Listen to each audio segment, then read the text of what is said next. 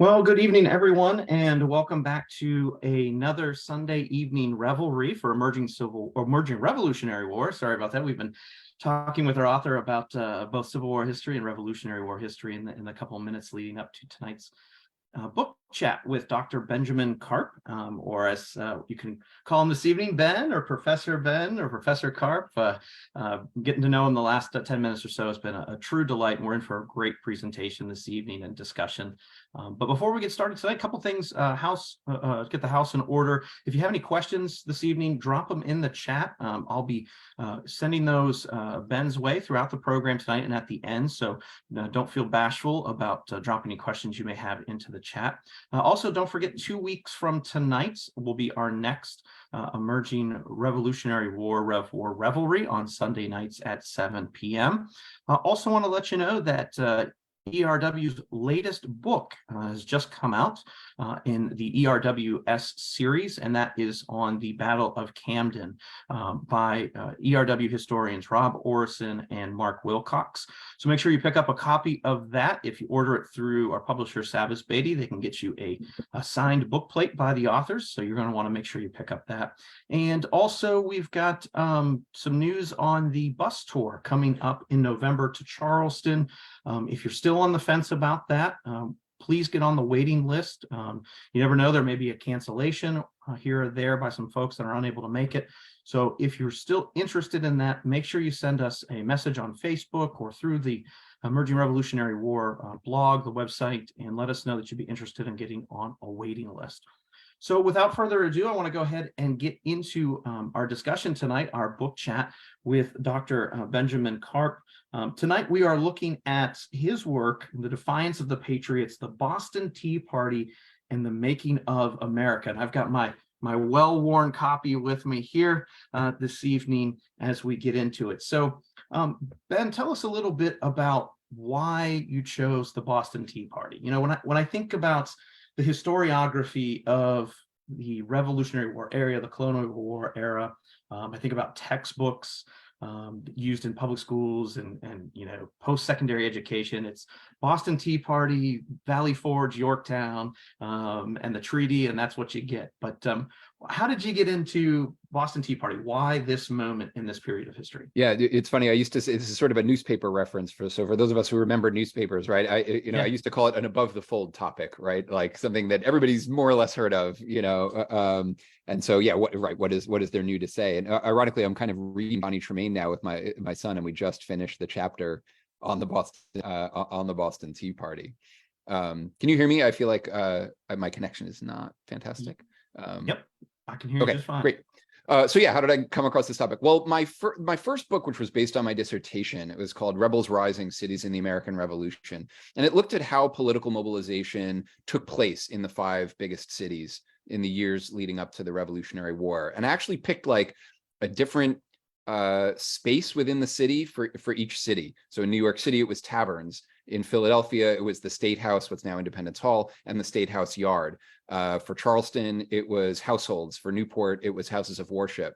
And for Boston, which was the first chapter I wrote, it was actually my master's thesis, was on the Boston waterfront. Because not just the Boston Tea Party, but there are all sorts of events in Boston's resistance that involve the people of the waterfront one way or the other, whether you're talking about merchant seamen or artisans or merchants, right? There was something I thought about the waterfront community banding together and expunging certain British or British allied figures from the Boston Peninsula to Castle Island that I thought was really significant. So I'd already had some things to say about the Boston Tea Party. And then weirdly, an editor, I was at the University of Edinburgh, and an editor approached one of my colleagues saying, when was the last time someone wrote a book on the Boston Tea Party? And my colleague was like, nah, I'm going into something else right now, but meet my young colleague who just joined us, who has a chapter on the Boston waterfront. And I was like, actually, the last time somebody did a book that was just on the Boston Tea Party had been in the 1960s. It's a great book, Benjamin Labri's Boston Tea Party. But since then, not only have there been a lot of interesting secondary source works that give us new angles into the Tea Party, whether it's Al Young's book on the shoemaker in the Tea Party or Tim Breen's book, Marketplace of Revolution, Phil Deloria's Playing Indian, a lot of things that had kind of contributed little pieces to helping us understand further dimensions of the Boston Tea Party. I also felt that so much had been digitized that there must be new archival material to consult as well. So a combination of those two things. I pitched the book, I wrote the book, and felt like I was able to tell the story in a new way. Absolutely. And I think one of the great things about your work, and for those of you that have not picked it up yet, I think after tonight you're going to definitely want to order a copy, is the context in which you place the event. You don't start out on the evening of the Tea Party and flash back a few days, but rather you get us started in 1750, and you kind of follow the events that are not going on in that Boston waterfront community, but also the ties to the East India Company and its development. Kind of set that scene for us. What is going on in the decade leading up to the events that are going to take place in Boston? What are some of the key triggers, flashpoints, things that are going to affect this community in which you've discussed? Yeah, I mean, let me explain what you're noticing, right? What I was trying to do was tell a story of the Boston Tea Party that was more local and really helped us to understand Boston and the various elements of that community. Who were the Tea Party the tea destroyers? Who were Boston's patriot leaders? Who were the loyalists, right? What involvement were there for Boston's women, right? Like trying to get into Boston and really understanding Boston, revolutionary Boston. And then I also wanted to tell a global story. Right. There's a way in which you can tell the story of the Tea Party where, you've got this company, the East India Company, which is increasingly becoming a ruling power in South Asia. One of their principal products, tea, is grown by the Chinese. Europeans begin drinking it in the tea for many in widespread way for the first time during the early modern era. And then when the Bostonians and when Europeans drink it, they mix it with sugar, which is farmed by Afro-Caribbeans.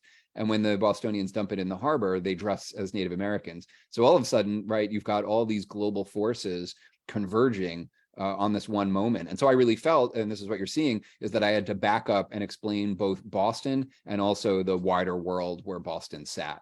You need to understand the East India Company and the famines that people in Bengal were experiencing in part because of East India Company rule. You need to understand a little bit about how rare tea was and why the demand for it was so hot and heavy in Britain and in the British colonies in America. And you need to and I even talk a little bit about the boycotts of tea become so famous in America. Why weren't people boycotting sugar in order to protest slavery? And I sort of, slip that in the end. I'm really only suggestive, but the links obviously between slavery and the American Revolution has been a pretty hotly debated topic since then. So again, I find all that really interesting. But as far as setting the scene in Boston, look, there have been so many great historians of Boston because everybody knows that revolutionary Boston is important.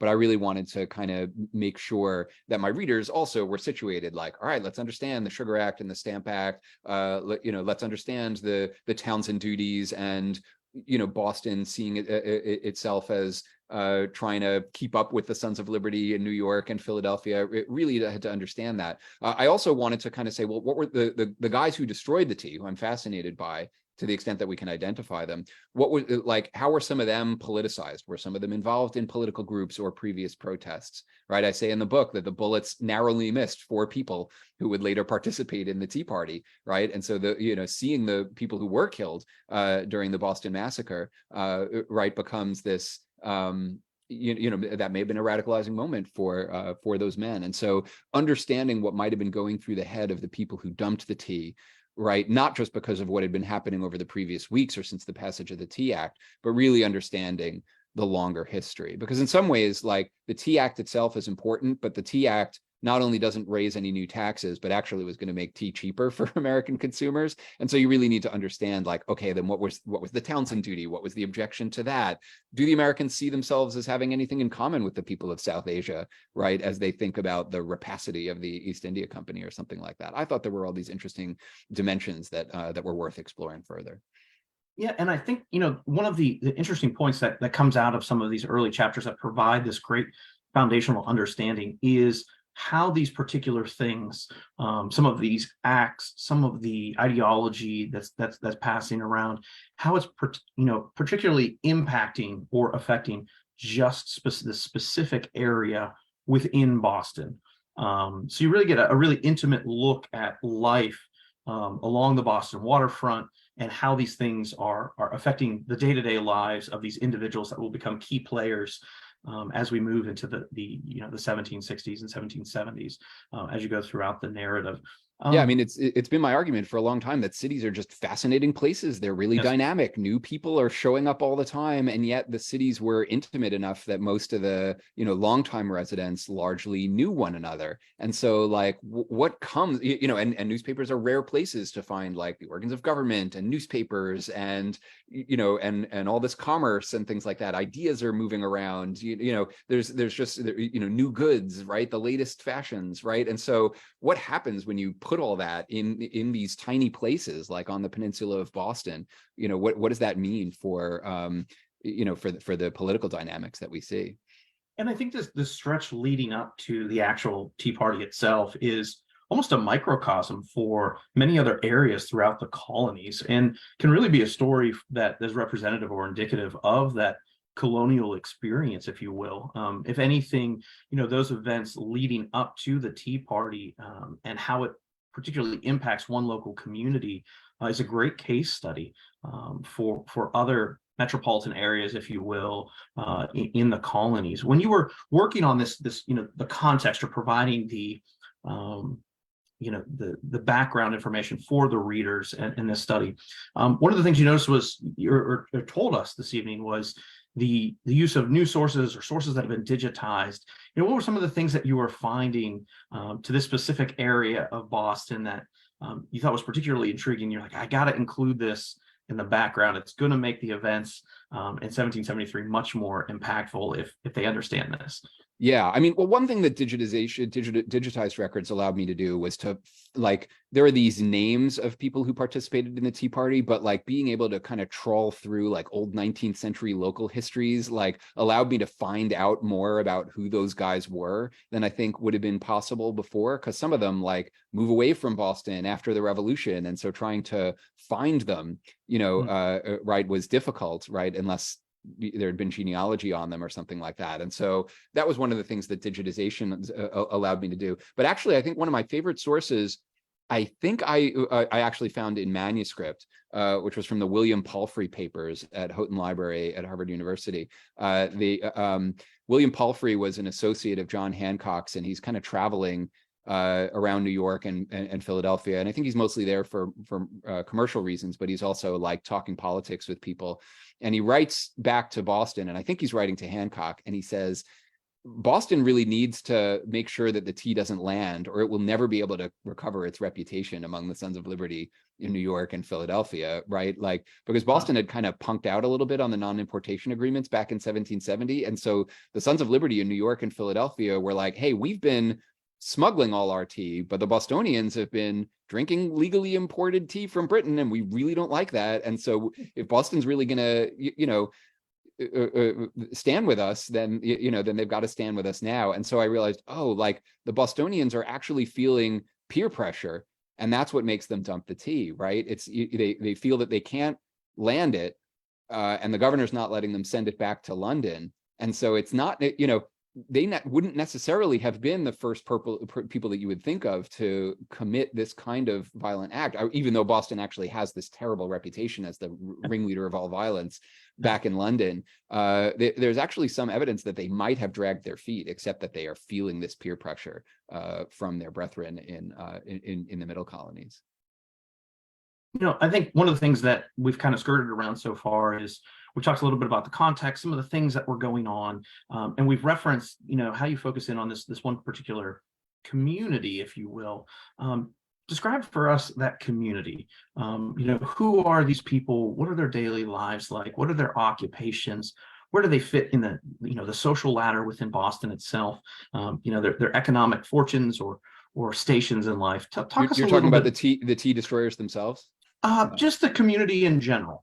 Well, I before mean, the we, community in general ranges from John Hancock, a wealthy merchant, to, to enslaved people, right, with very little to their names. So you see the full spectrum in Boston, although Boston probably was at least somewhat more egalitarian than the middle colonies and certainly the South. Just because New Englanders tended to sand off the edges and have a relatively somewhat more egalitarian approach to the world.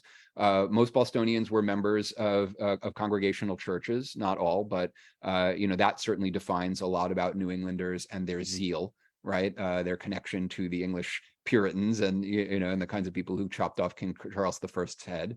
That all that certainly makes a difference. Bostonians, were largely reliant on maritime commerce and shipbuilding and fishing for their livelihood. Massachusetts was not exactly an agrarian breadbasket in the same way that that was true of some of the other North American colonies. It's very much dependent on the Caribbean and importing sugar products, either legal or not, in order to either distill it into rum or reship it to elsewhere. And so these are the things that make Boston tick. And so if you look at people's occupations, right, you see caulkers and shipwrights and coopers, and merchant mariners and all these people who are involved in shipbuilding, commerce, in one way or another. I mean, that is really what is defining this city for the most part, this town, not yet a city. Only 16,000 people, right? And that makes it the third largest in the British American colonies. So it really is very kind of tight knit in a lot of ways too. which definitely comes across in your narrative. You really get a sense as you're reading through these events, particularly we're getting closer and closer to the actual act itself of this community, and you almost, I kind of felt like, all right, I'm like, I'm in this movement now. Like I'm getting to know these people, who they are. They're kind of feeling like my neighbors, and that's where I kind of wanted to go next. Who are some of the key players that rise to the top, if you will, before the actual events themselves? Yeah, I mean, there's so many different ways to answer that question. I mean, the most familiar people in our minds are people like Samuel Adams and Joseph Warren. Maybe if you've really read up on this stuff, you would know the names of Dr. Thomas Young or William Molyneux or William Cooper, right? Some of the other more elite guys who were involved in the leadership. John Hancock, right? Obviously. But I was also interested in knowing, like, okay, who are the merchant families who are picked by the East India Company to receive the tea, right? Who are called the consignees. Right. And so that involved two of Governor Thomas Hutchinson's sons and also relatives of Governor Hutchinson by marriage, Richard Clark and his sons. And so I really felt that knowing about them, about the owners of the ships and about the captains of the ships, at least knowing their names, was and a lot of those guys became loyalists for somewhat obvious reasons. So I thought it was really important to know them too. But I also wanted to make sure that we understood the world of the guys who destroyed the tea, right? What was their, and you were sort of hinting at this before, what was their social position? What was their political involvement? And the interesting thing is we often want to think in terms of class, right? Like, were they working class? And some historians are really uncomfortable with this. Like, no, class, that's historians imposing, Marxist categories on the past and whatever. I mean, look, it was clear that some men worked with their hands and some men, lived lives of leisure. So we can sort of talk about that stuff. But the other thing to remember is the relative youth of a lot of the participants, right? A lot of teenagers, guys in their 20s. So they might well have eventually become wealthier, but they weren't at the stage of life where, if they hadn't inherited a lot of wealth, where they would be wealthy yet. And so you see a lot of guys who are not necessarily super economically well off, but they seem to be pointed toward some kind of artisan career, whether they would eventually make it as a master artisan, right, as Paul Revere did, right, or whether they would, remain in in more of an apprentice or journeyman's role, right. It's, if you take the snapshot of 1773, it might not have been clear yet, particularly for some of the teenage boys who were involved, right. If you're just an oar maker's apprentice or something like that, it's not clear where you're going to go in life yet. In Boston, they valued hard work and, and obedience. And so if you, and also being a good brawler. And so if you could do all those things, well, you might get ahead in Boston, in Boston's community. And really one of the things that makes the tea destroyers so close knit is that they swear each other to secrecy. actually the stories of like, I participated in the Tea Party, or my father, or, you know, my relative who just died participated in the Tea Party, those don't really start to come out until the 1820s, with a couple of exceptions. So the idea that these guys all did this and then kept the secret for 50 years, on the one hand, it makes the historian's job really, really hard. But on the other hand, it really shows, like, not just that there was advanced planning involved, but just, I think it just says something about the culture that, like, you know, that they were able to do this in plain sight, but feel really confident that no one was ever going to be able to touch them, just like with the Gaspé riot in Providence the year before. So I want to take a step back because we had a question come in. Question about the tea itself coming into Boston and the colonies. Is the tea that's coming in loose leaf tea or the solid small blocks of tea? Yeah, from what I understand, brick tea was for when you transported tea overland, right? So if it's going to become part of a caravan that's going to go to Afghanistan or to Russia or something, you might pack it into bricks. When you're shipping it overseas in those days, first of all, it only comes from China, right? A lot of the Indian varieties of tea like Assam and Darjeeling that we're familiar with, the tea is not really grown in India until the British Empire starts doing that in the 1800s. So in the 1700s, China, really just two provinces in China, are the only game in town if you want white tea, green tea, black tea. The tea that's dumped in Boston Harbor is 2 varieties of green tea and 4 varieties of black tea. I used to know them all by heart. I don't anymore. Kongu, Bohi, Souchong, Hyson. Yeah, I can't remember all of them. But it's loose. And even though you often see in 19th century lithographs and other paintings that they're throwing like the entire crates into the water, that is definitely not what they did. What they did was they took axes, chopped the crates up, and then dumped the loose leaves into the tea. And actually, this is the comical moment that I often like to tell younger audiences and stuff, is that the tide was out. And so the tea begins to clump up over the water line. And so they actually have to send some teenage boys down to the water in boats to kind of row out and like bat the piles with oars so that the tea will like break up and float off into the harbor. Because there are actually a couple of unscrupulous people who then tried to collect the clumps later on and sell it, because of course, you know, pound for pound, it's really valuable stuff, and you could resell it probably for a lot of money. Capitalism at its finest. Yeah, well, so right. Yeah. So but the point was, right, it was to defy capitalism and say, you know, even though this stuff is really valuable and we're getting it for cheaper than ever, that we have this political principle that we want to defend, and so we need to destroy it, and only it, right? Like they deliberately tried not to. They deliberately endeavored not to damage anything else aboard the ships. They even replaced a lock that they broke on one of the ships. They really wanted to make the point, like, this isn't theft. This isn't random mayhem. This is just our objection to this particular shipment of this particular product. They wouldn't let us just send it back to Boston. And so this was, you know, they're arguing that this was their only choice. So I think we're at that point now, and so is our audience, because we're starting to get some questions. You know, let's get into the actual story of the events that are going to lead to the evening in which the tea is destroyed. You mentioned already some of the key players. When does the planning begin? When are the meetings taking place? Who's involved? Who's leading these meetings? Get us through the planning stages of what ultimately is going to happen. I mean, I don't know if you ever watched the HBO show The Wire, right? But you don't take notes on a criminal conspiracy. And so if you don't have notes for the criminal conspiracy, historians have nothing to read. So really all we can do is speculate, and there are some snatches of sources that give us an indication of this. In Johnny Tremaine, for instance, Esther Forbes guesses that Samuel Adams begins planning this the day that the Dartmouth arrives in Boston Harbor. But we don't really know that for sure. And especially since this was sort of a last resort and they didn't know that the governor was going to be stubborn, it's possible that it was planned much closer to the event. It's clear that there were some people who joined the Tea Party spontaneously, but that there were others who were in on it from the beginning. One of the interesting questions that I raise in the book is, was this planned from the top down by the wealthiest and most influential Bostonians, or was it actually planned possibly by more working class guys themselves? And there's actually evidence of both.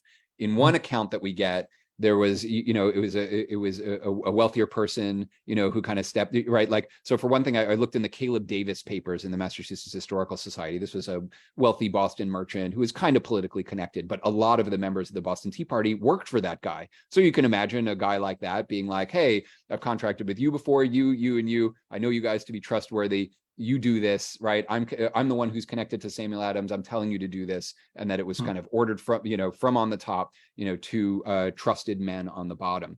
But then I also found this document that said that there were a bunch of, ordinary working Bostonians who got together and said, we feel that something has to be done about the Tea Party. And they went to ask a wealthy and influential guy. And the influential guy was like, I've got nothing to tell you. All I can tell you is that if you go, you will find friends. In other words, you will find like-minded people. So it could well be that ordinary Bostonians were organizing themselves, not just waiting to be told what to do by a more influential leader. So I find that dynamic to be really fascinating, and something that you don't often find as much evidence of as you would like in history. Yeah, and I think that continues to underscore, your narrative of just how important and connected and close this community was. This is something that, if you argue that, organic evolution to this from the bottom up, it's definitely community driven. It's class driven. It's occupationally driven. So it's just a fascinating moment to get to know these folks before the actual evening when it occurs. Walk us through the day of the events, and Sure. then we'll get them on the boats themselves and go from there. Right. Well, on the day of the event, right. So the reason why the event occurs on December 26th is that the Dartmouth, which was the first of the 3 tea ships, had arrived in Boston Harbor on November 29th. And there was a customs law that said, if you have dutiable goods on board, you have 20 days to land them. And if you don't, your cargo will be seized, and ship and all of its cargo will be sold. So in other words, the clock is eventually going to run out. Sorry, my can you still see me? Yep, weird things keep happening with my connection. I'm sorry. I don't know if you're seeing that, but it's throwing me off a little bit. So the Bostonians have 20 days that they've got to do something. So they try a bunch of other things. They try to pressure the consignees, and they say, resign your commissions to receive this tea, then there'll be nobody to receive it, and it'll have to go back.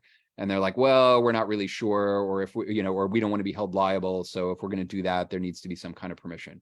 They pressure the captains. They say, why don't you just turn your ship around? They say, I can't do that. Like, I'm responsible to the owner. They're going to seize my ship. One of the owners of the Dartmouth was Francis Roach, a member of a Nantucket whaling oil family. They didn't really care about the tea. They just wanted to be able to drop off all the tea so that they could load it with whale oil and send it back to England to sell it there. They're just impatient for this to all be over. And so they say to Francis Roach, well, okay, we get that you'll be liable if they seize your ship. So we're going to make why don't you go to the governor and ask him? So he's got to go 7 miles to Milton, where Thomas Hutchinson has his country estate. He's got to go 7 miles to Milton and ask the governor for permission. Hey, governor, could you look the other way while I turn my ship around with dutiable goods aboard? I know that's illegal, but as long as you don't sick the Navy on me, right, I'll deal with whatever problems arise from this when I get back to England. But I really don't, I'm facing pressure from the community here. I don't feel that I can safely land the tea. So the governor's like, I don't know. And he's even like, what if we played out this farce where the Navy fire, I try to turn around and then the Navy fires on me, and the governor's like, no, I'm not going to break any laws. You're just going to have to face the music here, and we'll see, and we'll see what happens. So he goes back to the Old South Meeting House, which was the largest building in town, this church, where thousands of Bostonians have gathered. This is not their first meeting.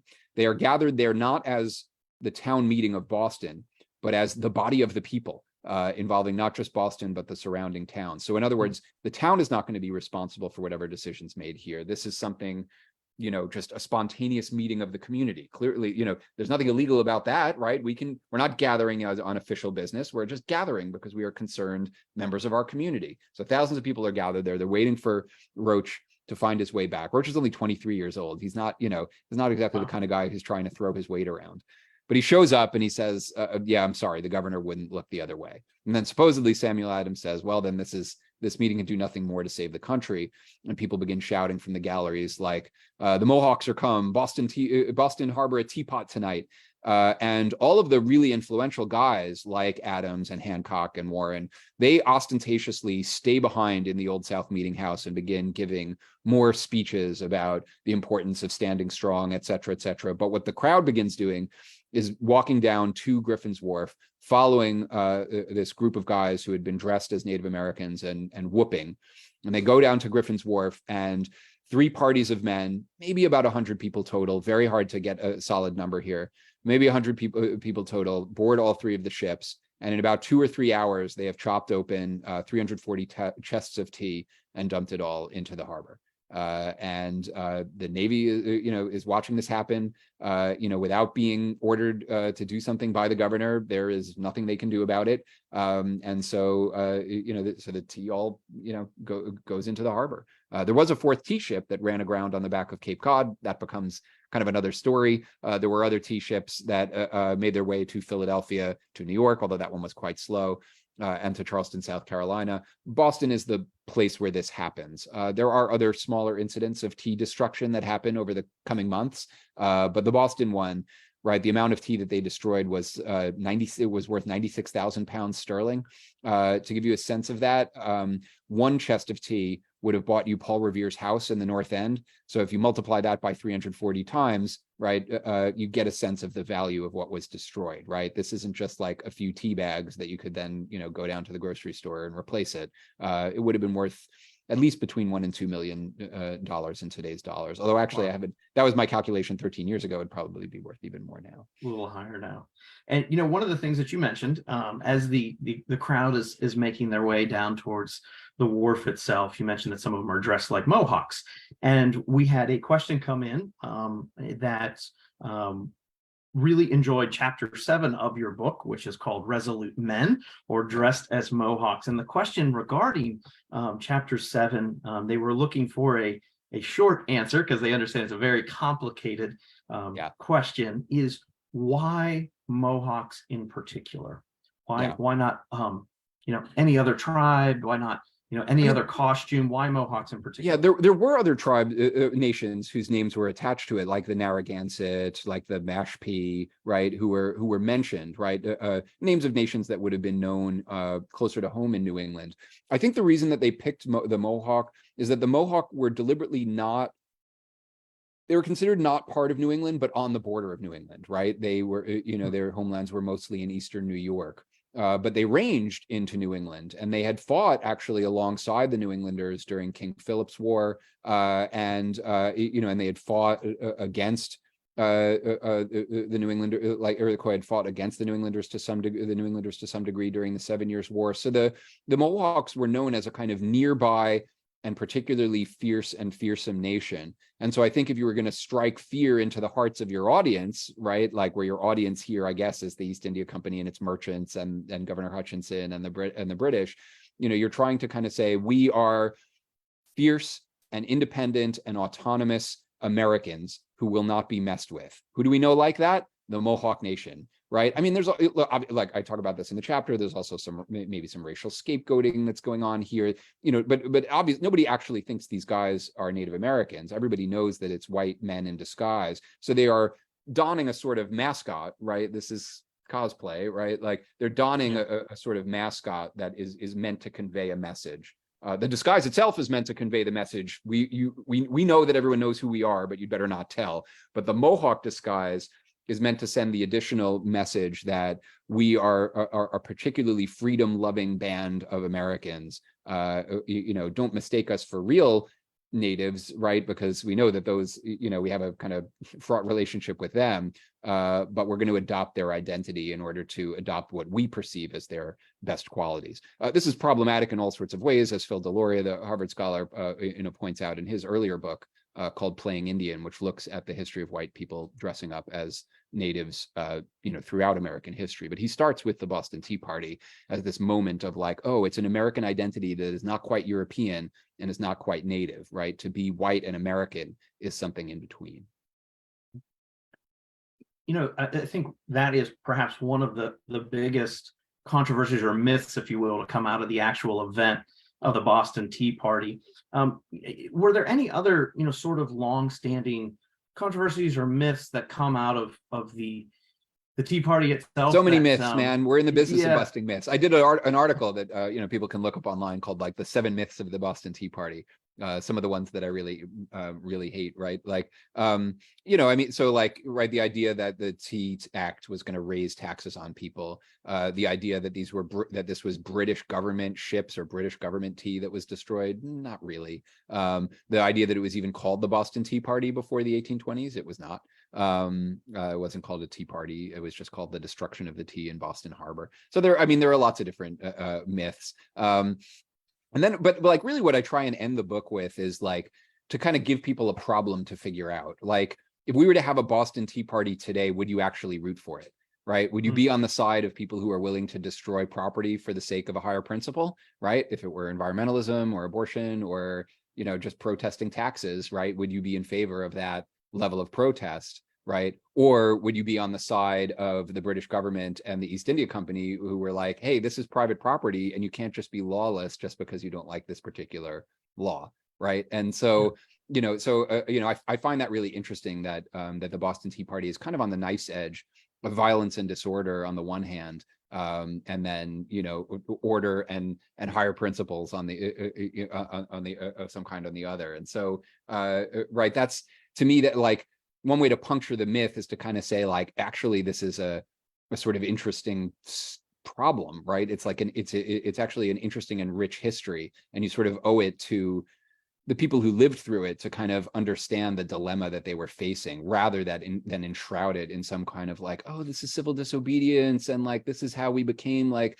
such an awesome country, right? Like that's the bedtime story, right? That's fine for kids. But if you're going to really be a kind of serious student of history, you have to kind of look at like, oh, like these are actually interesting problems that every society has to wrestle with as they try and establish a better and freer world. Did the Americans go about it in the right way? Is the society that they laid down perfect, right? Like most of us would say to the answer to the question, second question, no, the society they created wasn't perfect, right? So what is it about this community banding together and doing something that we see as noble, but also using quite a bit of violence to do it, right? And committing this kind of very anarchic act, right? What's our feeling about that today? Is that something where we're just unthinkingly inspired by it and think it's great, or do we want to think it through a little bit more? And again, like I'm not trying to kind of come down on one side or that or the other, but I want readers to kind of play with that question a little bit and understand who the people were that actually lived through this on one side of the issue or the other.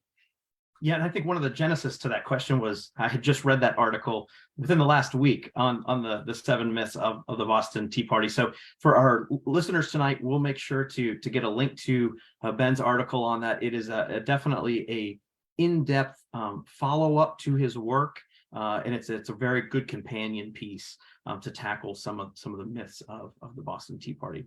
Well, I want to kind of transition now, and you laid it out, some of the immediate outcomes versus long-range implications of the Tea Party itself. I love how, after the Tea Party itself is over, you follow William Russell, school teacher William Russell. You follow him back to his house, and you talk about him taking off his shoes.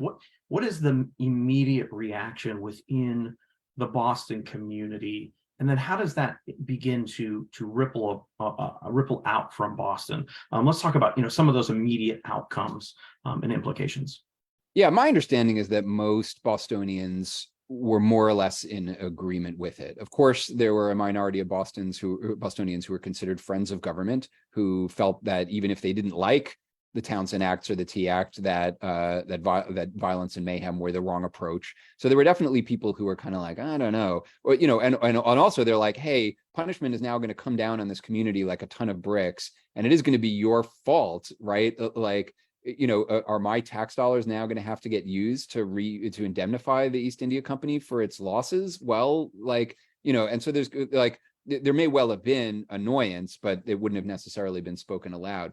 If you broaden the scope to the rest of the colonies, you see people like Benjamin Franklin and George Washington actually kind of rubbing their necks and being like, I don't know, like this seems like a little bit too flagrant to me. And eventually, right, the reason why most other Americans come around is because of Parliament's reaction. It's because of the passage of the Coercive Acts. And then at that point, the rest of the Americans, whether it's Thomas Jefferson or George Washington, they're like, whoa, clearly you guys really are looking to oppress Boston and Massachusetts in a way that really threatens the rest of us, and we are not cool with that. So again, that's one of the myths that I talk about in that article, right? Like, we think that the Boston Tea Party was such a dramatic act that it galvanized Americans into protesting against Parliament and joining the resistance and eventually taking up arms, but that's not true. It's the British reaction to the Boston Tea Party, the coercive acts, that really radicalizes a lot of Americans and begins to prepare them for the idea of independence in a way that would not have been true in early 1773.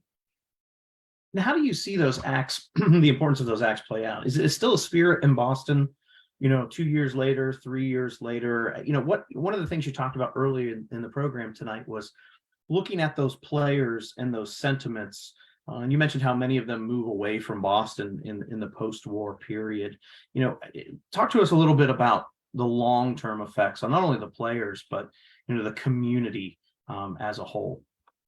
It's interesting. There are some scholars out there that talk about like our different kind of political regions in this country, right? Colin Woodward, right, wrote an interesting book. He was basing it in part on David Hackett Fisher's Albion Seed a little bit, right? The New Englanders move into northern New York, right, and become like, the abolitionists and the women's suffragists, and then some of them move to Ohio and northern Illinois, right? And you have a kind of greater New England, right, that in addition to the ones who moved up north to Vermont or to Maine, et cetera, et cetera. So you have a kind of region of this country that's greater New England, and we don't really think of this country that way anymore because our divide is mostly urban and educated versus rural, right?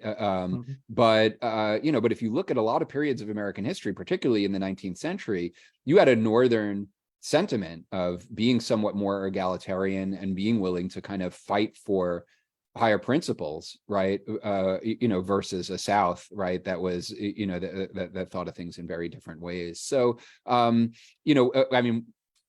I actually looked at some of the Boston Tea Party participants and, who their families were and things like that. And it's interesting, like there were a lot of literary figures in the 19th century whose ancestors had been in the Boston Tea Party. Herman Melville's grandfather had been at the Boston Tea Party. Edith Wharton had an ancestor at the Boston Tea Party. And there were a number of other like more minor figures. Nathaniel Hawthorne married into a Tea Party family.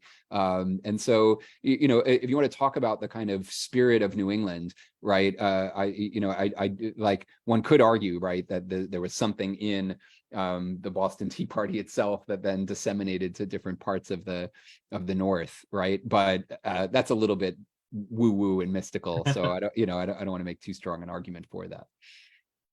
Well, we're getting towards the end of the program tonight. I want to make sure, because we got a couple of questions that have come in. But one of the things I would be remiss if we didn't talk was not only the secrecy of the participants that you mentioned earlier in the program that I want to talk about, kind of sifting through that story, but then also, as you and I discussed before we began tonight, with the 250th coming up of the Boston Tea Party, really, the legacy of these events in Boston in 1773, and where do you see that legacy moving into the 250th and beyond? So I guess let's start with the secrecy of the participants and how that story begins to come about, as you mentioned, 50 years after in the 18 teens and 1820s. Yeah, I mean, it's like we can imagine that the men who participated in the Boston Tea Party would never have had an opportunity to regather and be like, okay, it's safe to say now, right? And then no reunions. Some of them may have been individually worried that they would be subject to civil suit by the East India Company, right? And like personally held liable, even though they weren't part of Britain anymore. That doesn't necessarily mean they couldn't be sued in open court. I don't know. Right. But for those reasons, they do keep it secret. And so it's only when the bulk of members of the Boston Tea Party started to pass away that all of a sudden it became safe to tell that story. We can imagine that a lot of opportunists used the opportunity to kind of make it up, right? Like they took a grandfather who was a witness to the Tea Party and said, oh no, my grandfather was on board the ships, right? And I'll always tell a story about my parents in Woodstock, right? My parents were camp counselors in northern New Jersey. And they had 24 hours off and they began driving towards Woodstock, but they hit too much traffic. And so they had to turn around. And so they didn't go. So like, I could go around claiming like, oh, my parents were at Woodstock and claim a connection to this historic concert. But instead I'm honest with people and I say, well, no, not really. Actually, it's a bit of a letdown story. But how many people would have been tempted, right, in 1830s New England to be like, my grandfather, my dad was at the Boston Tea Party. And so many of the stories that were told about who was at the Boston Tea Party might not be true. And, I used the rule that if your story didn't come out until like 1850, like there's no way that it wasn't just made up out of thin air. And there were a couple of other stories where it's like, this doesn't square with the facts. So it's, I tried to provide as much verification as possible for who was there, but the secrecy obviously makes it very difficult. And it's not clear that people who were coming forth 50 years later were really being completely accurate about the story they were telling.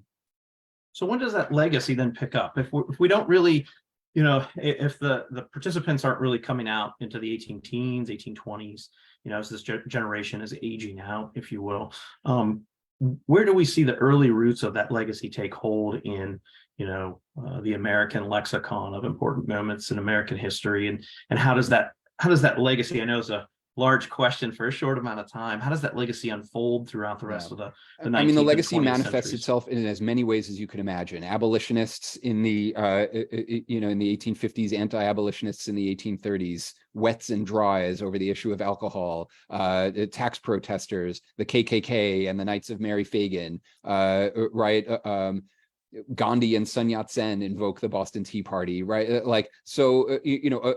It's such an iconic event that like stands out in people's minds so much. The idea of destroying property in order to protest a greater injustice, that Americans refer back to it time and again. I'm sure that the people who participated in January 6th saw themselves as carrying on the legacy of the Boston Tea Party with their Gadsden flags, right, and their Confederate battle flags and things like that.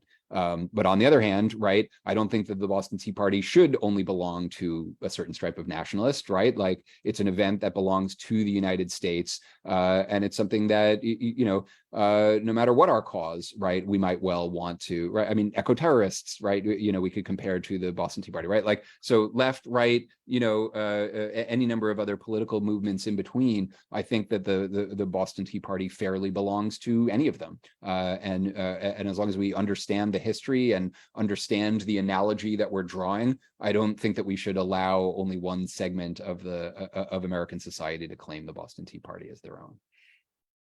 Well, fantastic. I want to thank you all for joining us this evening. And Ben, what an interesting presentation this evening, a great book talk. If you've not picked this book up yet, Defiance of the Patriots, the Boston Tea Party and the Making of America. I think this is going to stand as the book on the subject for many years to come.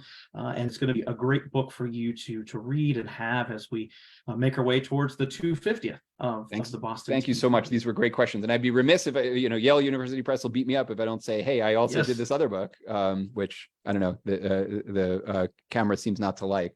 But The Great New York Fire of 1776, which is also with Yale University Press and came out this year. Yes, I was fortunate to talk with Ben a little bit before tonight's program on that book. It's as many of our viewers this evening have that to be read pile. It is in the to be read pile, whether that be on your nightstand or on your end table in the living room. But Ben, it was such an enjoyable evening this evening talking with you. Folks, we hope you enjoyed tonight's presentation with Dr. Benjamin Carp on the Boston Tea Party. Pick up a copy of his book if you haven't already. And don't forget to tune back in 2 weeks to ERW's next Sunday evening revelry. We'll see you again real soon. Thanks again.